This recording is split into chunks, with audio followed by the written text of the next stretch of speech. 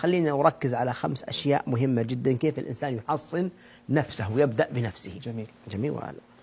أولا، أول شيء يبدأ بتحصين نفسه يحرص على قضية المعوذتين، فإن النبي صلى الله عليه وسلم قال: من قرأ قل هو الله أحد، قل أعوذ برب الفلق، وقل أعوذ برب الناس 3 مرات إذا أصبح و3 مرات إذا أمسى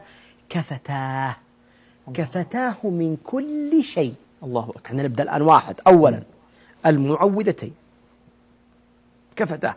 طيب تخيل هذا الإنسان الذي قرأ المعوذتين يوم أن يصبح فكفته من كل شيء، أي شيء.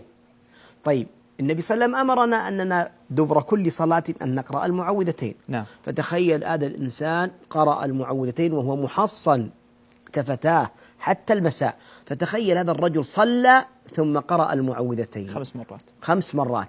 شوف كيف الحصن له. المعوذتين قال: كان النبي يسير، يقول عقبة بن رافع: كنت أسير أنا والنبي صلى الله عليه وسلم في ليلة مطيرة، فكان النبي يتعوذ، فقال: تعوذ. قلت: بما أتعوذ يا رسول الله؟ قال: تعوذ بالمعوذات، فما تعوذ متعوذ بمثل ما تعوذ بهما، أو كما قال صلى الله عليه وسلم. كان يتعوذ من سوء الأحوال الجوية. يجب أن نحط عندنا لما نأتي على إنسان نخاف منه، على مكان نهاب منه، أذكار المساء والصباح نقرأ المعوذتين. ففي المعوذتين خير كثير. بل إن النبي صلى الله عليه وسلم لما سحر أنزل الله عليه المعوذتين. أحب الخلق إلى الخالق محمد بن عبد الله صلى الله عليه وسلم لما سحر أنزل الله عليه المعوذتين. ولو كان هناك شيء أفضل وأخير وأطيب وأقوى وأحد وأقد وأقوى من هذا لأخبر به النبي صلى الله عليه وسلم، ليتقي سحر الساحرين ويفك عنه سحر الساحرين، وليفك سحر المسحورين أيضا، وليتحصن به كل عباد الله المؤمنين. المعوذتين هذه. بل قال صلى الله عليه وسلم: كان يعوذ الحسن والحسين. يعني ندخلها بس كده الآن على الإنسان. كان يعوذ، فلما نزلت المعوذتين عوذهما بهما وترك ما سواهما. إذن المعوذتين عظيمة وكبيرة وشأنها كبير وفضلها عظيم، ويكفي أنها كفتاه من كل شيء، تكفيك من السموم والدواب وشياطين الإنس والجن والسحر والعين ووساوس الشيطان وشياطين الإنس وشياطين الجن، من كل شيء يكفيك. بل تكفيك من كل ما أهمك وأغمك، لأنها كلام الله جل وعلا، وأمر بها الله جل وعلا لنبيه صلى الله عليه وسلم. إذن 1 المعوذتين. 2 لا أنسى أعوذ بكلمات الله التامات من شر ما خلق. أقرأها إذا مسيت 3 مرات: أعوذ بكلمات الله التامات من شر ما خلق. وإذا نزلت في كل مكان أقول: أعوذ بكلمات الله التامات. النبي صلى الله عليه وسلم يقول: من نزل منزلا، أي منزل، أي مكان، فقال: أعوذ بكلمات الله التامات من شر ما خلق، لا يضره شيء حتى يرتحل من مكانه. ربي نفسي أنا أنها إذا هبطت الطائرة في بلد من البلدان أول ما تهبط أقول: أعوذ بكلمات الله التامات، يقينا تاما كاملا، لأنها صح الخبر عن سيد البشر محمد بن عبد الله الذي لا ينطق عن الهوى، الذي علمه شديد القوى. قال: من نزل منزلا فقال: أعوذ بكلمات الله التامات من شر ما خلق، لا يضره شيء أبدا، أي شيء. إذن 1 المعوذتين، 2 كلمات الله التامات من شر ما خلق. جاء رجل للنبي صلى الله عليه وسلم قال: يا رسول الله، رأيت البارح من عقرب قرصتني.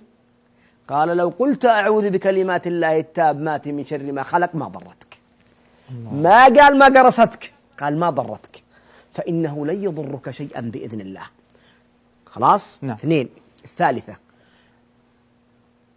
أقرأ بسم الله الذي لا يضر مع اسمه شيء في الأرض ولا في السماء والسميع العليم 3 مرات إذا أمسيت و3 مرات إذا أصبحت. خلاص لن يضرك شيئا أبدا. يروى في بعض القصص لبعض السلف أنه كان قيل له: إن بيتك قد احترق. قال: إنه ليس بيتي الذي يحترق. قالوا: بيتك، انظر إلى الدخان يخرج الآن. قال: ما هو بيتي. فإني قلت بسم الله الذي لا يضر مع اسمه شيء في الأرض ولا في السماء وهو السميع العليم. الله. ثم لما رأى فإذا هو بيت الذي يجاور بيته، يعني بيت الجوار، فرآه يوم من الأيام قد كسرت رجله، قال ما لا رجلك قد كسرت؟ قال إني لم أقل بسم الله الذي لا يضر مع اسمه شيء في الأرض ولا في السماء. طبعا هذا من باب إذا قدر الله سبحانه وتعالى قد يقع العبد، لكن الإنسان إذا حرص على ما ثبت عن النبي صلى الله عليه وسلم كفاه الله وحماه. إذن 3. الرابعة، نحن عندنا صراع مع العدو. العدو هذا الأزلي اللي باقي الأساسي، أي نعم. الأساسي اللي أرسلها الله عز وجل فتنة لنا، وأخرج أبينا وأمنا من الجنة ولم يخرجهم ترى بقوته، لم يدفعهم ولم يجذبهم، بل أخرجهم بحيلة التوحيد، فقاسمهما أني لكم من الناصحين. تقول لآدم أطيعه، أو يقسم أحد بالله كاذبا؟ في أحد يقسم؟ ذكي لكنه ضعيف، ولذلك الله سبحانه وتعالى يقول إن كيد الشيطان كان ضعيفا. ضعيف. كيد الشيطان كان ضعيف، لا يصمد أمام أسماء الله وصفاته. ولذلك اللي يشوف كل الأذكار التي أمرت بالتحصن فيها وكفاية من الشياطين كلها قامت على قضية التوحيد. إذا أنا أقرأ آية الكرسي إذا أصبحت، وأقرأ آية الكرسي إذا أمسيت، فهذه القراءة إذا أصبحت وإذا أمسيت قال صلى الله عليه وسلم من قرأ آية الكرسي إذا أصبح حفظ من الجن حتى يمسي، ومن قرأها إذا أمسى حفظ من الجن حتى يصبح. إذن أنا أقرأ آية الكرسي من الصباح إلى المساء، المعوذتين من الصباح إلى المساء. طيب إذا قرأتها بعد الصلوات، شوف أنا في الحصن اللي أنا فيه، الحرز اللي أنا فيه. طيب النبي صلى الله عليه وسلم يقول من قرأ آية الكرسي دبر كل صلاة لم يكن بينه وبين الجنة إلا أن يموت. طيب إذا تخيل الواحد يقرأها إذا أصبح حماية، ثم بعد كل صلاة يقرأها، إذن هو في حرز على طول هذا الوقت. آية الكرسي أيضا إذا أويت إلى فراشي فأردت أن أنام قبل أن ينام قرأت آية الكرسي فما يزال علي إيش؟ حافظ من الله. إيش معنات الحافظ هذا؟ حفظك الله من إيش؟ من كل المساوئ. يقول النبي صلى الله عليه وسلم في هذا الحديث فهمه، قال من أوى إلى فراشي فقرأ آية الكرسي، أو كما قال صلى الله عليه وسلم لا يزال عليه من الله حافظ، المعتدين والسراق والجراثيم وكل شيء. سبحان قال موضوع الشياطين ذا ولا يقربه شيطان، هذا أمر آخر. إذن هي حفظ لك من كل شيء وحماية لك أيضا من الشياطين. ولو قرأها على أبنائك أيضا. إحنا ما جينا على موضوع التحصيل. نعم. إحنا ما جينا على موضوع التحصيل. إحنا ما جينا على موضوع التحصين اللي هو للأبناء. لا يزال عليه من الله حافظ ولا يقربه شيطان. إذن إحنا قلنا المعوذتين، أعوذ بكلمات الله التامات، وآية الكرسي، وبسم الله الذي لا يضر مع اسمه شيء، ونأتي على ختامها الخامسة. ما نريد أن نطيل، إحنا قلنا ما نكثر ولا نطيل. هذه إذا فعلتها الخمسة، أذكر لكم الخامسة الآن. فأنت في حصن منيع، لو اجتمعت عليك شياطين الإنس والجن لا تستطيع إليك سبيلا بإذن الله، لأنك مع الله، ولأنك اعتصمت بالله، وأنت لذت بالله واستعدت بالله. فمن يستعن بالله كفاه، ومن يتوكل على الله يكفيه، وكل شيء دون الله مكفي. الله يسأل العباد يقول أليس الله بكاف عبده؟ طيب ويخوفونك بالذين من دونه، فإذا كان كل شيء دون الله فمما تخاف إذا كان الله على عرشه مستوي استواء يليق بجلاله جل جلاله وتقدس أسماؤه. إذن الخامسة والنهائية ألا أنسى الحديث العظيم دعاء النبي صلى الله عليه وسلم الذي قال فيه، قال إذا خرج الرجل من بيته، 3 كلمات بسيطة، إذا خرج الرجل من بيته فقال بسم الله توكلت على الله لا حول ولا قوة إلا بالله، قالت الملائكة كل الملائكة الله أكبر، قالت هديت إلى الصراط المستقيم وكفيت ما أهمك وأغمك ووقيت ببركة تلك الدعوات. من هي هذه الملائكة؟ جبرائيل عليه السلام. يقول النبي صلى الله عليه وسلم أذن لي أن أتحدث عن ملك من الملائكة ممن يحملون عرش الرحمن ما بين شحمة أذنه وعاتق مسير 60 سنة. الله. لا إله إلا وجبريل يقول رأيت جبريل على هيئته التي خلقها الله إياه، له 600 جناح، إذا فرد أحد أجنحته سد الأفق. وهي 3 كلمات. تخيل هذا، وخلق كثير لا يعلمهم إلا الله من أولئك الملائكة، كلهم يقول هديت وكفيت ووقيت، بس لا، وتنحى عنه الشيطان.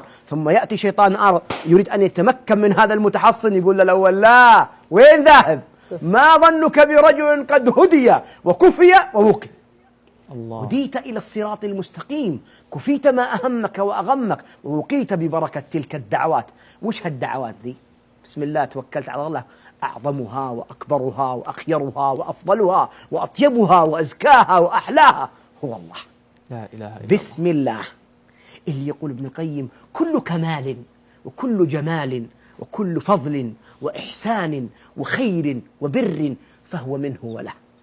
الله. هذا الاسم الشريف العظيم الذي تستنزل به النعم وتستدفع به النقم، هذا الاسم الشريف العظيم الذي ما قام به ضعيف إلا وهبه الله القوة، وما قام به مستوحش إلا آنسه، وما قام به طريد إلا آواه، وما قام به فقير إلا أغناه، وما قام به مستوحش إلا آنسه، وما قام به محتاج إلا سدت حوجته. هذا الاسم الشريف الذي قامت به السماوات والأرض، ونصبت سوق الجنة والنار، وانقسمت الخلائق إلى أشقياء وسعداء. هذا الاسم الذي من أجله جردت سيوف الإسلام ونصبت الجنة والنار، وقال كلاما كثيرا عن هذا لا يتسع المقام عن هذا في ذكره.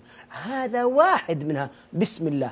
ثم من يتوكل على الله فهو حسبه، ومن يتوكل على الله فهو حسبه، أليس الله كاف عبده ويخوفونك بالذين من دونه ولا حول ولا قوة إلا بالله. هذا الرجل أحال حوله وقوته إلى حول الله وقوته، ومن يحيل حوله وقوته إلا يكفيه. هذه ال5 أشياء: قل هو الله أحد، قل أعوذ برب الفلق، قل أعوذ برب الناس، بسم الله الذي لا يضر مع اسمه شيء في الأرض ولا في السماء وهو السميع 3 مرات إذا أصبح وإذا أمسى. أعوذ بكلمات الله التامات من شر ما خلق.